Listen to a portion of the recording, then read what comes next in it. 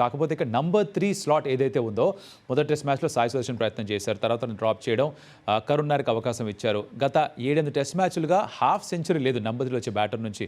అక్కడ వేరే ప్లేయర్ ఎవరన్నా చూస్తున్నారా? కరుణ్ నాయర్తోనే కంటిన్యూ చేయాలా? కంటిన్యూ చేస్తే తనేం చేయాలి? ఫస్ట్ ఆఫ్ ఆల్ డెఫినెట్లీగా number 3 slot is a cause of concern. ఏ మాత్రం సందేహం లేదు. If you are still going with Karun Nair, Karun Nair is definitely not a number 3 player. ఎందుకంటే బాల్ మూమెంట్ ఉన్నప్పుడు ది ఎంటైర్ కెరియర్లో కూడా మూమెంట్ ఉన్నప్పుడు అల్లా కూడా తను ఇబ్బంది పడ్డాడు.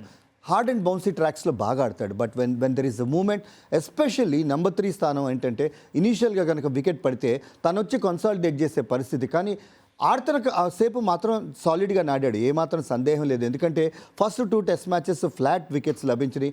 ఈవెన్ లార్డ్స్ టెస్ట్లో కూడా ఇనీషియల్గా పెద్దగా లేటరల్గా మూమెంట్ లేదు. కానీ ఎప్పుడైతే మూమెంట్ లభిస్తుందో, రేపు మనం అదే కదా మాట్లాడుతుంది, ఈ ఓల్డ్ ట్రాఫర్డ్ స్టేడియంలో ఆ కండిషన్స్ కొద్దిగా అప్ నార్త్ ఉంటుంది కాబట్టి కొంచెం వెదర్ కండిషన్స్ కూడా కూల్గా ఉంటాయి కాబట్టి మూమెంట్ లభిస్తుంది. So if you are still continuing with Karun Nair, మరి తనకి ఏ స్థానంలో ఆడించాలి? నా ఉద్దేశం ఏంటంటే he's more of a number 4, number 5 sort of a batsmen. So తన్ని కంటిన్యూ చేయాలంటే మాత్రం సమ్వన్ లైక్ వాషింగ్టన్ సుందర్ లాంటి వాళ్ళని why not you try them. ఎందుకంటే ఎక్కడ కూడా తను ఆడిన ప్రతి టెస్ట్ మ్యాచ్ కూడా సాలిడ్గా ఆడాడు. So he's also an opener. So అది యాడెడ్ అడ్వాంటేజ్ ఉంటుంది. డెఫినెట్గా ఒకసారి వెనక్కి తిరిగి ఆలోచించాలి. నంబర్ 3 స్థానం మళ్ళీ కరుణ్ నాయర్కి ఇస్తారా లేకపోతే ఇంకెవరికైనా ఇస్తారా?